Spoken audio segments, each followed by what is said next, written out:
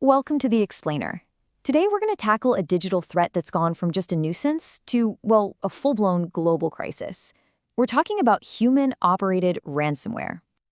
I mean, that's a pretty heavy comparison, right? Calling it a second pandemic? That's not just for effect. It really gives you a sense of the scale of this thing. But here's the key difference.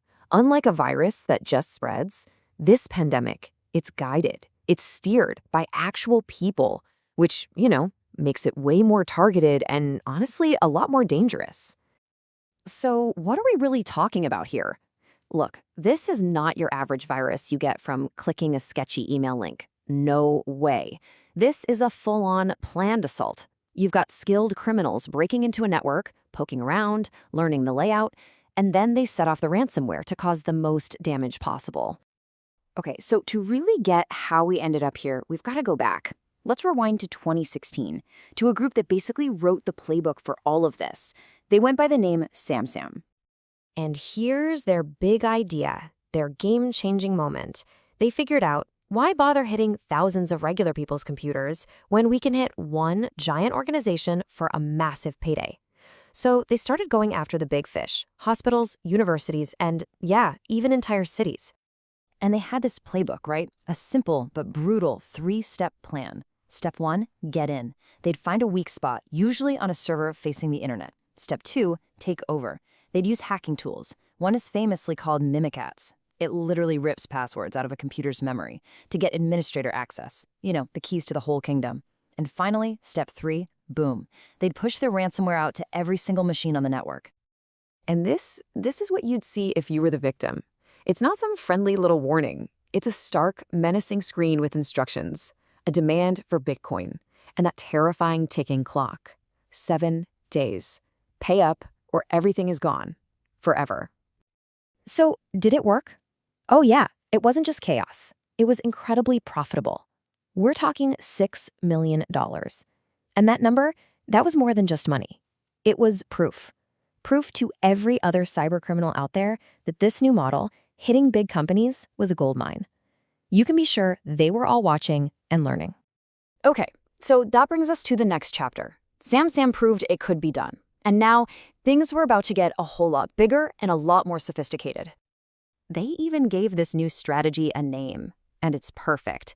Big game hunting. The idea was simple. Forget the small stuff. Go after the whales, the massive corporations where you could demand a truly mind-boggling ransom. And of course, as the strategy evolved, so did the tools. It was like an arms race. In 2017, you had the BitPaymer crew, and they got clever. They took their old banking malware, Dridex, and basically retooled it to break into networks. But by 2018, the Ryuk gang, they created this monster they called the triple threat. It was a 1-2-3 punch. First, a botnet called Emotet gets its foot in the door. Then it pulls in another tool, TrickBot, to steal all the passwords. And then, for the knockout blow, it unleashes the Ryuk ransomware. And you know what's wild? Even the ransom notes started to sound different.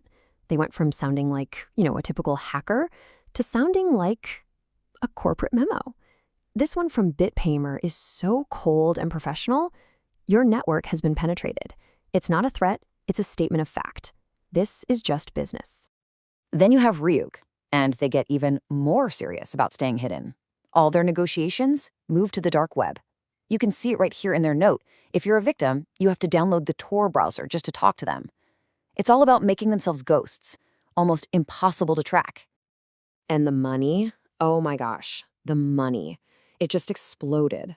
We're talking an estimated $150 million for the Ryuk group alone.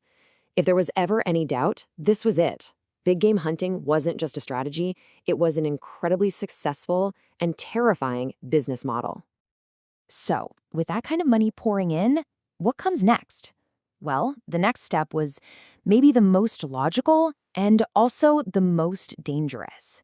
It was time to turn this whole thing into an industry. And that's how we get ransomware as a service, or a RAS for short. Think of it like a twisted version of a software company. You've got these brilliant but evil developers who build the ransomware. But instead of carrying out the attacks themselves, they lease their creation to other criminals. They call them affiliates. The big takeaway here?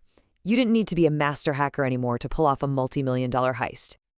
But they didn't stop there. The innovation just kept coming. They added another layer of evil to the whole thing. Before locking up all the files, they started doing something else first. They'd steal a copy of everything, all the most sensitive data.